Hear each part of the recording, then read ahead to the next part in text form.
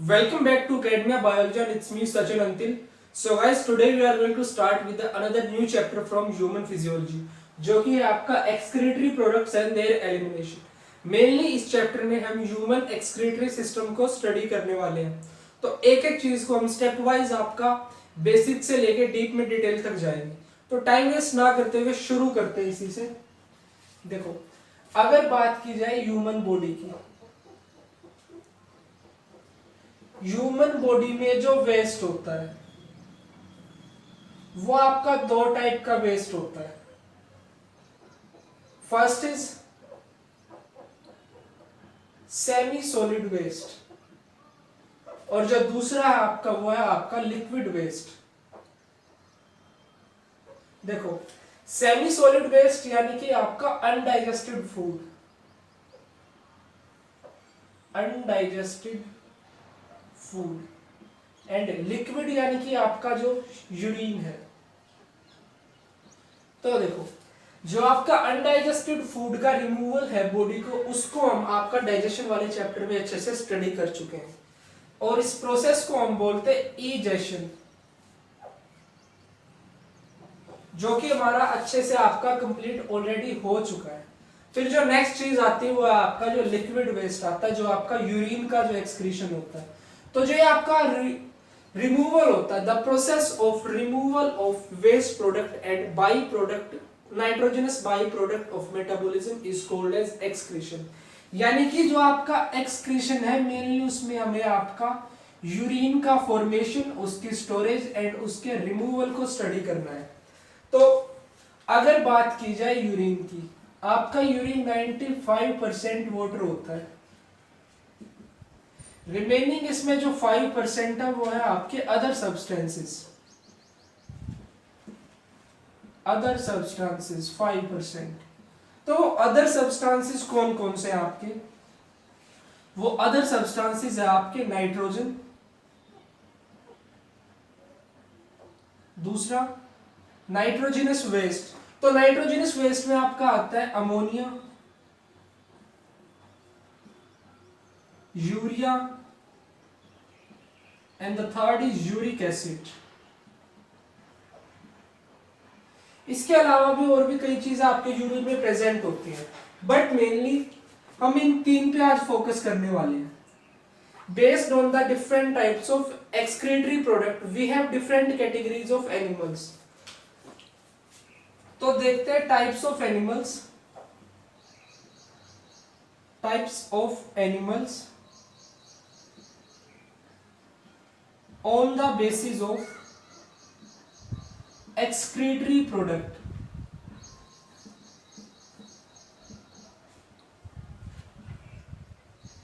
यानी कि देखो, एक्सक्रीटरी प्रोडक्ट आपके एनिमल का क्या है, उसके बेसिस पे हमने आपके एनिमल्स को डिवाइड किया. तो जो एक्सक्रीटरी प्रोडक्ट है, एक है आपका ammonia, urea and third is आपका यूरिक एसिड. तो सबसे पहले जिन एनिमल्स में आपका जो वेस्ट प्रोडक्ट है अमोनिया है, एंड उसके बाद जिनमें आपका है यूरिया एंड इसके बाद जिनमें आपका है यूरिक एसिड. तो ये तीन टाइप के आपके नाइट्रोजनस वेस्ट प्रोडक्ट है. इन्हीं के बेसिस पे हमने ऑर्गेनिजम्स को सेपरेट किया है, यानी कि क्लासिफाई किया है.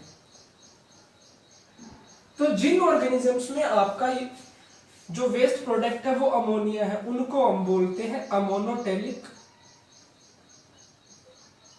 Ammonotelic and the process they are showing is called as ammonotelism. जिनमें आपका waste product, nitrogenous waste product urea है, उनको हम बोलते हैं यूरियोटेलिक, और जिनमें यूरिक एसिड है उनको बोलते हैं यूरिकोटेलिक. तो इस तरह से आपके तीन टाइप के एनिमल्स हो गए. फिर देखो, अगर बात की जाए अमोनिया की, आपका जो अमोनिया होता है इट इज हाईली टॉक्सिक. ये बहुत ज्यादा टॉक्सिक होता है, ज्यादा टाइम के लिए इसको बॉडी में स्टोर करके रखना भी डेंजरस हो सकता है. देन बात की जाए यूरिया की, in comparison to ammonia urea is less toxic. Urea आपका लेस टॉक्सिक है बट आपके यूरिक एसिड से आपका यूरिया भी ज्यादा टॉक्सिक है। अगर यूरिक एसिड की बात की जाए, इट इज लीस्ट टॉक्सिक, सबसे कम ये टॉक्सिक है आपका।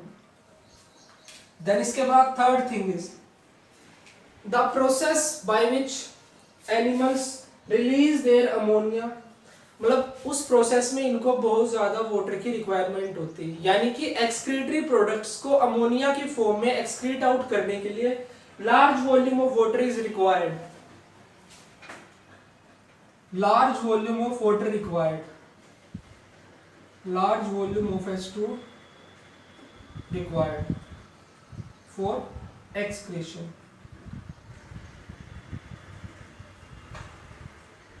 अमोनोटेलिक ऑर्गेनिजम्स में अमोनिया को रिमूव करने के लिए काफी हाई वॉल्यूम की रिक्वायर्ड होती है वाटर की। देन अगर बात की जाए इसमें in comparison to ammonia less volume is required, less volume of H2O required, ammonia के कंपैरिजन में कम रिक्वायर्ड होती है। अगर बात की जाए यूरिक एसिड की, least volume of water is required, least volume of H2O required, बहुत कम पानी की इनको जरूरत होती है यूरिक एसिड की फॉर्म में अपने एक्सक्रीटर को रिमूव आउट करने के लिए। फिर देखो जो आपके ये अमोनोटेलिक जो ऑर्गेनिजम्स होते हैं उनमें वाटर की काफी हाई क्वांटिटी की रिक्वायरमेंट होती है। तो ये आपके वो ऑर्गेनिजम्स होते हैं जो आपके ऑलरेडी वाटर में प्रेजेंट होते हैं। तो ammonotelic mode of excretion is shown in aquatic animals, in aquatic organisms. Aquatic organisms आपके कौन कौन से हो सकते हैं, जैसे कि आपके कुछ रेप्टाइल्स होते हैं, आपके एक्वेटिक रेप्टाइल्स, या फिर जो आपके एकाइनोडर्म्स होते हैं। तो इस टाइप के जो ऑर्गेनिजम्स है जो कि आपके एक्सक्लूसिवली मेराइन हम कह सकते हैं, या फिर जो पानी की जिनके पास अच्छी खासी अवेलेबिलिटी है, वो ammonotelic mode of excretion show करते हैं। फिर बात की जाए अगर यूरिया की, यूरिया में अमोनिया के कंपैरिजन में कम वाटर की रिक्वायरमेंट होती है, but in comparison to uric acid urea को भी डेफिकेट आउट करने के लिए ज्यादा वॉल्यूम की रिक्वायर्ड होती है। तो ये आपके कौन से ऑर्गेनिज्म शो करेंगे, इसमें आते हैं आपके एम्फीबियंस, एम्फीबियंस, दूसरा आपके मैमल्स, एंड इसके बाद आपके जो बाकी ऑर्गेनिज्म मतलब जो अपनी बॉडी में आपके ह्यूमन स्पीसी में आते हैं, यानी कि जिनके पास बहुत ज्यादा तो वाटर अवेलेबल नहीं है बट कुछ हद तक वो वाटर की अवेलेबिलिटी को शो करते हैं for to excrete urea in the form of ureotelic mode of excretion. फिर आपकी बात आती है यूरिक एसिड की। देखो यूरिक एसिड आपका बहुत लेस वाटर रिक्वायरमेंट होती है, तो ये ऑब्वियसली उन ऑर्गेनिजम्स में प्रेजेंट होगा जिनमें पानी बहुत कम प्रेजेंट होता है। तो देखो इस तरह के कुछ ऑर्गेनिजम्स है आपके, जैसे कि आपके बर्ड्स, बर्ड्स को अपनी फ्लाइट के लिए यानी कि उड़ने के लिए बॉडी को लाइट वेट रखना होता है, तो इसी वजह से वो ज्यादा पानी स्टोर नहीं कर सकते। तो उन्होंने जो मोड ऑफ एक्सक्रीशन चूज किया वो है उनका यूरिक एसिड। तो इसमें जो ऑर्गेनिजम्स आएंगे वो कौन कौन से हो सकते हैं, आपके बर्ड्स हो सकते हैं, आपके रेप्टाइल्स हो सकते हैं, आपके कुछ इंसेक्ट्स हो सकते हैं, and land snails, land snails. यानी कि आपके जो यूरिकोटेलिक मोड ऑफ एक्सक्रीशन जो ऑर्गेनिज्म शो करते हैं वो ऑर्गेनिजम्स हैं जिनकी बॉडी ऑलरेडी ही छोटी है, वो ज्यादा स्टोरेज नहीं कर सकते, एंड उनको कुछ और स्पेसिफिक अपनी बॉडी को लाइट वेट रखना होता है बाकी फंक्शनिंग के लिए, तो वो ऑर्गेनिज्म आपके uricotelic mode of excretion show करते हैं। तो ये हो गया आपका different types of animal on the base of excretory product. फिर इसके बाद देखो एक बार एक्सक्रीशन को डिफाइन कर लेते हैं। Excretion, the process of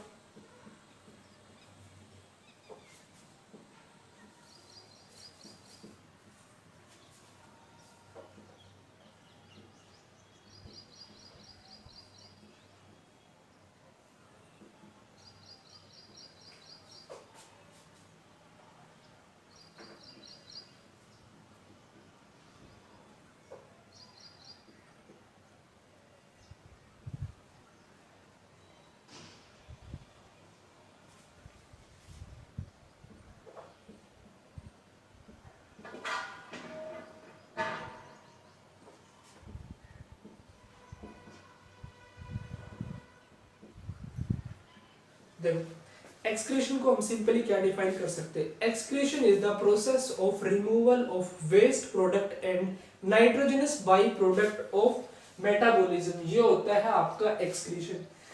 excretion के लिए जो आपके वर्टिब्रेट्स होते हैं उनमें एक स्पेसिफिक ऑर्गन प्रेजेंट होता है जिसको हम बोलते हैं किडनी फॉर एक्सक्रीशन।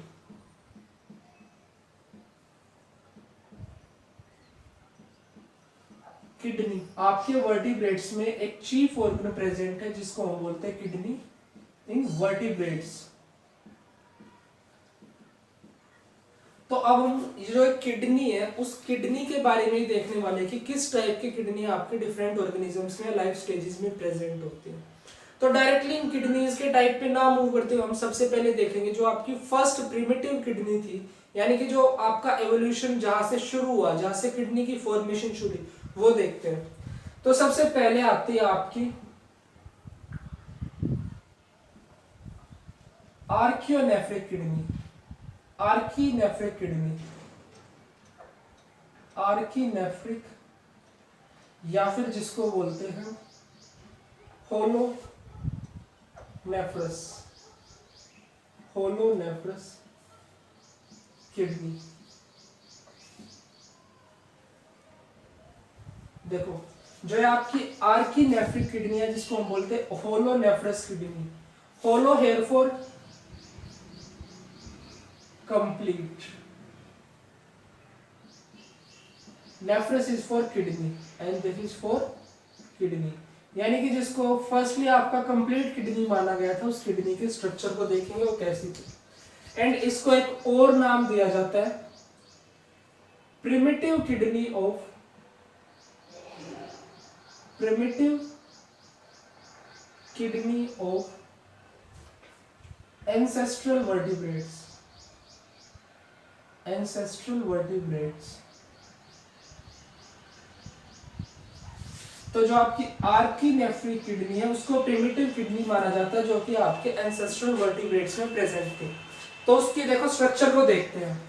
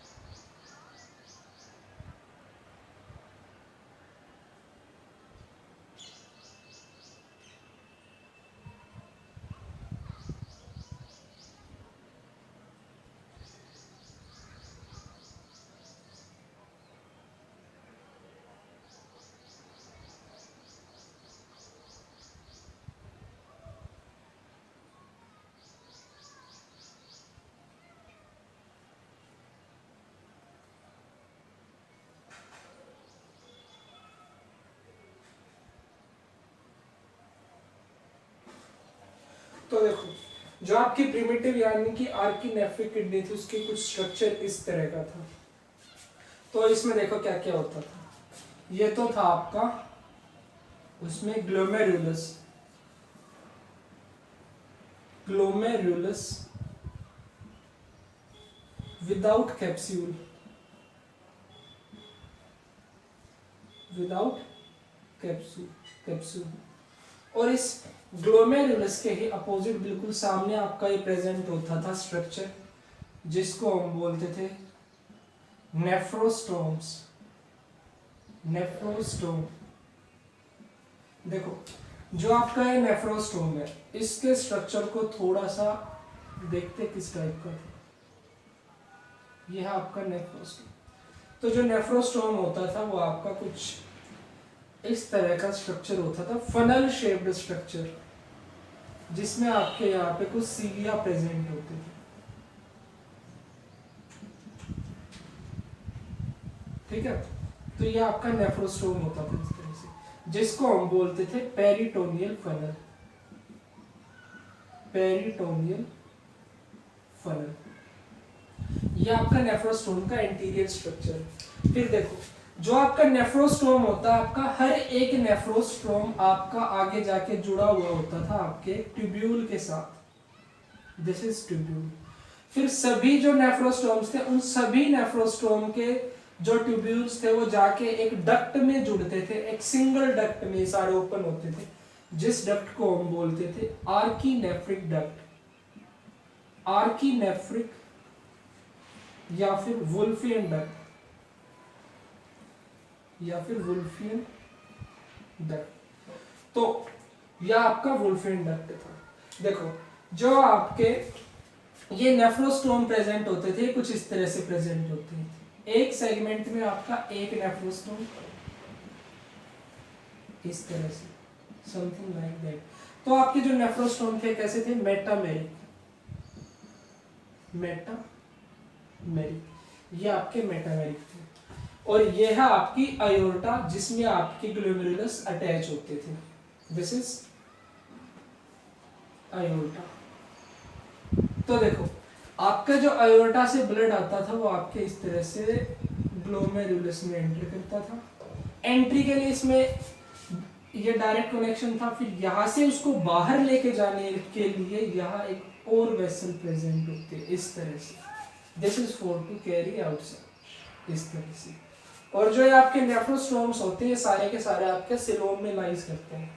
फिर नेक्स्ट चीज जो आती है, देखो, जो आपका आर्कीनेफ्रिक डक्ट है वो आपका ओपन होता है आके क्लोएका में, क्लोएका, ये है आपकी cloaca.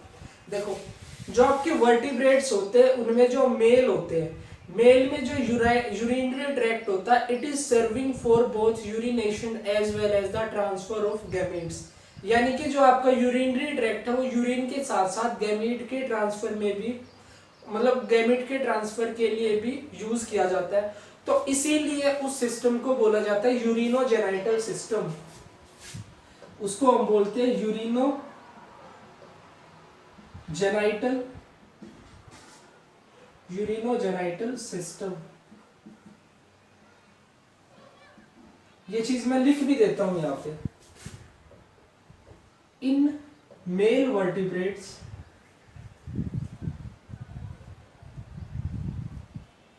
in male vertebrates the urinary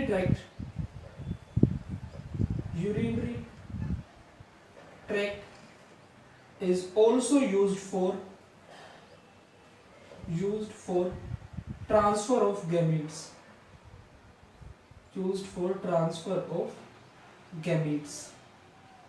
तो जिसकी वजह से इसको बोलते हैं urinogenital system. Urino because it is urinary tract, urine को ये कैरी करता है। Genital because it is used for the transfer of gametes. तो जो ये सिस्टम बन गया इसको हम बोलते हैं यूरिनोजेनाइटल सिस्टम। और फिर जो आपका ट्रैक्ट आके ओपन होता है एक सिंगल ओपनिंग में, जिसको हम बोलते हैं क्लोएका। तो ये हो गया आपका प्रिमिटिव किडनी। इसके बाद जो आपकी प्रिमिटिव किडनी के बाद फर्दर जो किडनीज फॉर्म हुई वो सारी आपकी प्रिमिटिव किडनी में मॉडिफिकेशन से फॉर्म हुई।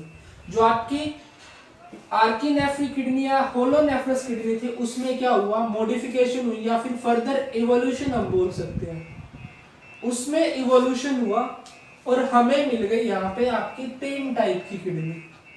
First is pronephros, then second is मीजोनेफ्रस,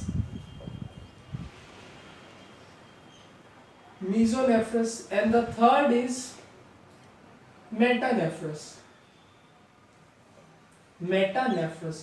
तो इन्हीं को अब हम देखते हैं एक बार इनमें क्या होता है।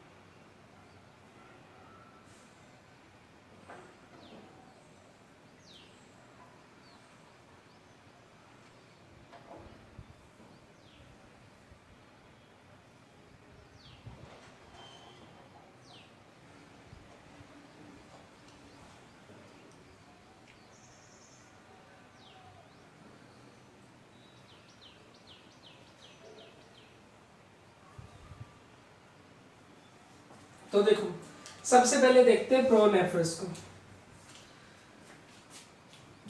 थोड़ा सा इनको एक्सटेंड कर लेते हैं, नहीं तो ठीक है इतना काफी चलेगा सर। तो देखो जो आपकी प्रोनेफ्रस किडनी थी उनमें क्या होता था,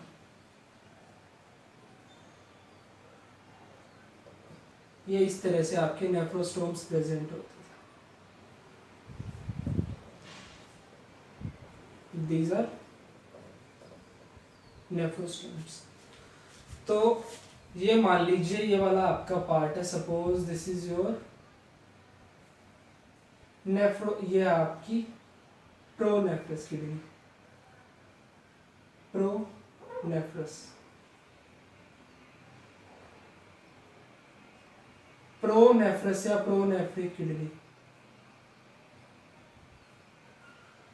देखो इसको प्रोनेफ्रस या प्रोनेफ्रिक किडनी क्यों बोला जाता है, क्योंकि जो आपकी प्रोनेफ्रस किडनी है ये आपके एम्ब्रियो की जो हेड वाला रीजन होता है, यानी कि जो एंटीरियर पार्ट होता है, उस एंटीरियर पार्ट में आपकी ये किडनी प्रेजेंट होती है। यानी कि देखो सबसे पहले क्या होता है, ये आपका कुछ भी नहीं होता, ये वाला पार्ट आपका नहीं होता, सिर्फ ये वाला पार्ट आपका फॉर्म होना शुरू करता है, जिसको हम बोलते हैं प्रोनेफ्रिक किडनी, क्योंकि ये आपका एम्ब्रियो के एंटीरियर यानी कि जो आपकी एंटीरियर मीजोडर्म होती है, मीजोडर्म से ये डिराइव होता है, उसमें फॉर्म होता है, इसीलिए इसको बोल दिया जाता है प्रोनेफ्रिक किडनी। एंड ये फॉर्म होता है आपका एंटीरियर पार्ट रीजन में, एंटीरियर मीजोडर्म में, ठीक है। एंड फिर इसमें क्या होता है, यहाँ पे नियर अबाउट 10 to 15 इसमें आपके ट्यूब्यूल्स प्रेजेंट होते हैं, जो ट्यूब्यूल्स आपके एक सिंगल डक्ट में जाके ओपन होते हैं। देखो इसको समझने की कोशिश करो, इनिशियली आपकी ये जो आपके बाद वाले पार्ट है ये कुछ भी नहीं है, सबसे पहले ये आपका जो इतना रीजन है ये आपका फॉर्म हुआ, जिसको हम बोलते हैं प्रोनेफ्रिक किडनी, जो आपका एंटीरियर मीजोडर्म में फॉर्म होता है, ठीक है। ये नियर अबाउट 10 to 15 आपके प्रेजेंट होते हैं, तो इसको हम बोल देते हैं आपकी प्रोनेफ्रिक किडनी।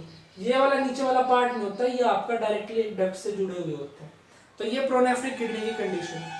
और दूसरी बात, जो आपकी प्रोनेफ्रिक किडनी होती है फाउंड ओनली इन एम्ब्रियो, ये आपके सिर्फ वर्टिब्रेट के एम्ब्रियो में मिलती है, फाउंड इन एम्ब्रियो ओनली, सिर्फ एम्ब्रियो में ये मिलती है, ये बात यहाँ पे याद रखने की है, ठीक है।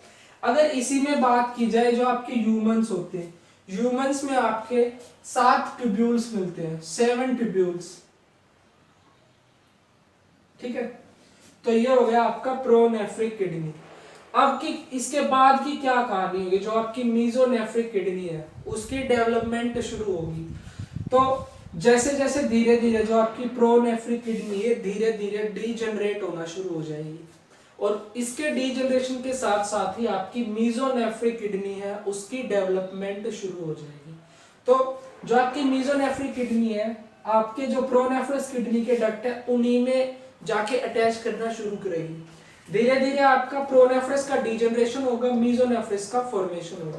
तो डिफरेंस इनमें क्या होगा, जो आपकी मीजोनेफ्रस किडनी है इसमें आपके ज्यादा नंबर ऑफ प्रोटोस्टोम्स प्रेजेंट होंगे, प्रोटोस्टोम्स नेफ्रोस्टोम्स सॉरी, तो इसमें आपके नेफ्रोस्टोम्स होंगे वो in comparison to pronephric kidney ज्यादा होंगे, इस तरह से कुछ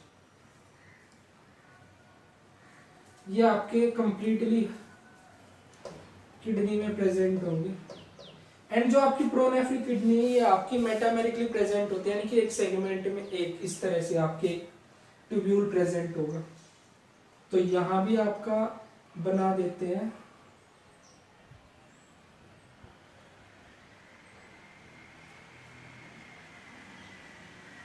ये इस तरह से आपके सारे के सारे रीजन में प्रेजेंट होंगे।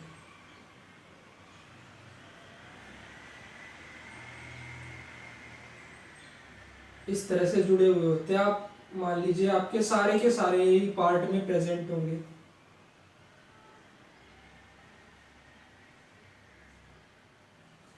तो इसके बाद प्रोनेफ्रस किडनी आपकी डीजनरेट हो चुकी सपोज कीजिए, और ये आपकी मीजोनेफ्रस किडनी फॉर्म हो चुकी, दिस इज मीजोनेफ्रस, या फिर जिसको हम बोलते हैं मीजोनेफ्रिक किडनी। तो जो आपकी मीजोनेफ्रिक किडनी फॉर्म होना शुरू होगी वो आपके प्रोनेफ्रस के ही जो एग्जिस्टिंग डक्ट्स है उनके साथ अटैच करेगी। तो इसमें क्या होगा, मीजोनेफ्रिक किडनी की खासियत, मोर नंबर ऑफ नेफ्रोस्टोम्स, इसमें जो नेफ्रोस्टोम्स होंगे वो ज्यादा प्रेजेंट होंगे in comparison to pronephric kidney. ठीक है, the mesonephric nephrostomes attached to the tubules of existing tubules हम लिख सकते हैं इसमें, existing tubules of pronephros। ठीक, तो ये यहां तक की कहानी आपको समझ आई होगी। प्रोनेफ्रिक आपकी डिजनरेट हो जाएगी तो साथ साथ आपकी मीजोनेफ्रिक फॉर्म होना शुरू हो जाएगी। फिर दूसरी बात, जो आपकी प्रोनेफ्रिक है ये तो सिर्फ एम्ब्रियो में मिलती है, फिर अगर मीजोनेफ्रिक की बात की जाए तो उसकी कंडीशन क्या है। तो मान लीजिए ये आपके जो एन एमनियोट्स होते हैं, एन एमनियोट्स में आते हैं आपके फिशेस एंड एम्फीबियंस, फिशेस और एम्फीबियंस आपके आते हैं एमनियोट्स में। तो एन एमनियोट्स में मिलेगी आप both in embryo as well as adult, embryo and adult. तो जो आपकी मीजोनेफ्रस किडनी होगी वो आपके एन एमनियोट्स के एम्ब्रियो में भी मिलेगी और आपके एडल्ट में भी मिलेगी। फिर बात आती है आपके एमनियोट्स की। तो एमनियोट्स में आपके आते हैं रेप्टाइल्स, एव्स एंड मैमल्स। इसमें आते हैं आपके रेप्टाइल्स, एव्स और मैमल्स। इनके केस में जो आपकी मीजोनेफ्रिक किडनी होगी it is found only in embryo, ये सिर्फ एम्ब्रियो में मिलेगी, एडल्ट में ये नहीं मिलेगी। ठीक है, तो यहां तक की कहानी होगी। दूसरी बात, जो आपकी मीजोनेफ्रिक किडनी होती है it is not meristematic, metameric यानी कि सेगमेंटेशन में प्रेजेंट नहीं होगी, इट इज नॉट मेटामेरिक। तो ये हो गया आपका मीजोनेफ्रिक किडनी के साथ। तो सबसे पहले आई आपकी प्रोनेफ्रिक किडनी। ये तो देखो आपकी एज्यूम्ड किडनी है कि मतलब इसको माना गया है, ये आपकी ओरिजिनल नहीं है। फिर इससे आपकी फॉर्म हुई प्रोनेफ्रिक किडनी, प्रोनेफ्रिक किडनी के बाद आई आपकी मीजोनेफ्रिक किडनी, और फिर लास्ट में जो आपकी सबसे जो हम बोल सकते हैं मॉडर्न किडनी आई, या फिर जो किडनी ऑफ मॉडर्न वर्टिब्रेट्स, वो देखते हैं आपकी मेटानेफ्रिक किडनी। तो ये है आपकी, दिस इज मेटानेफ्रिक किडनी।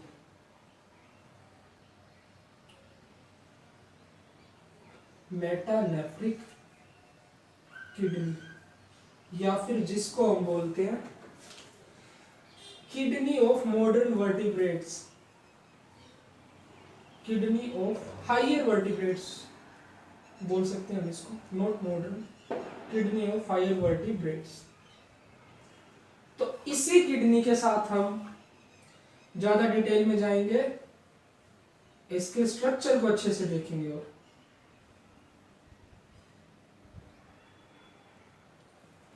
अब ज्यादा अच्छे से तो डायग्राम बन नहीं पाया, बट फिर भी काम चलाने के लिए अच्छा बन गया अपना।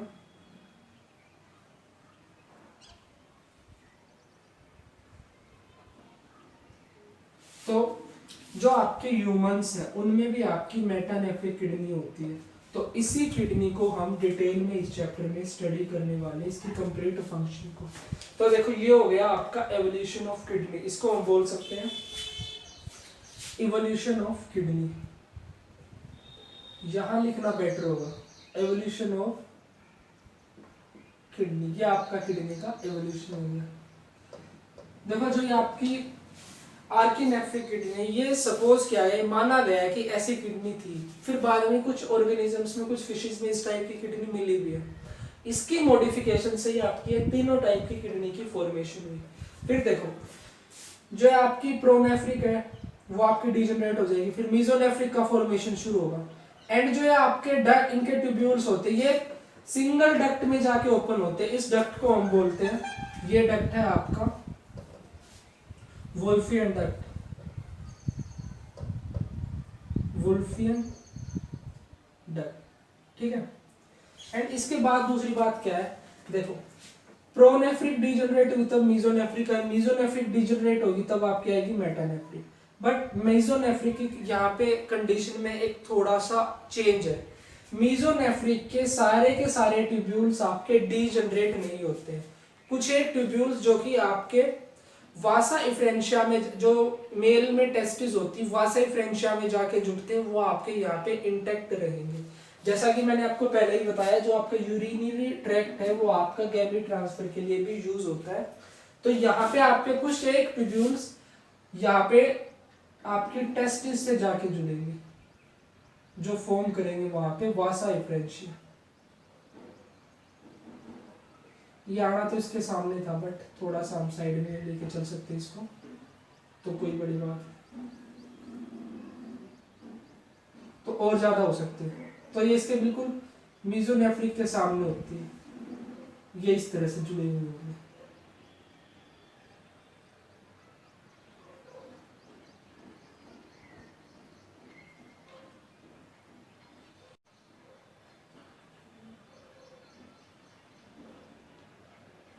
तो ये हाँ आपकी टेस्टिस,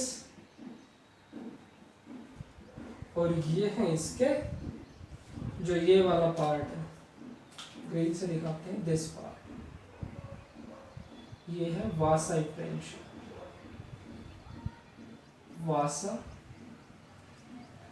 इफ्रेंशिया। जो आपका वासा इफ्रेंशिया होता है मेल में टेस्ट, वो रेटेड टेस्टिस को एपिडिडाइमस के साथ ज्वाइन करने का काम करता है। तो जो ये टेस्टिस वाले जो आपके ट्यूब्यूल्स है वो आपके मीजोनेफ्रिक किडनी के इंटैक्ट रहते हैं, बाकी वाले डीजनरेट हो जाएंगे, and there will be formation of metanephric kidney. And one important thing, ये तीनों की तीनों आपकी किडनी की स्टेज एक टाइम पे एक साथ प्रेजेंट नहीं होती है, ये आपकी स्टेप वाइज स्टेप आती है, एंड एक दूसरी के आने के बाद पहले वाली वो डीजनरेट हो जाती है। तो इसी के साथ हमारा जो आज बेसिक था एक्सक्रीटरी सिस्टम में हम क्या पढ़ने वाले हैं वो फिनिश होता है। कल हम शुरू करेंगे ह्यूमन एक्सक्रीटरी सिस्टम से, कि ह्यूमन एक्सक्रीटरी सिस्टम के पार्ट्स क्या क्या है, एंड देन साथ साथ उसकी हम फंक्शनिंग भी स्टडी करेंगे। So guys, I hope you have understood the difference between the all these three types of kidney and the various types of animal on the basis of excretory product. So if you still have any doubt, then you can ask me in the comment section. So stay tuned for the next one.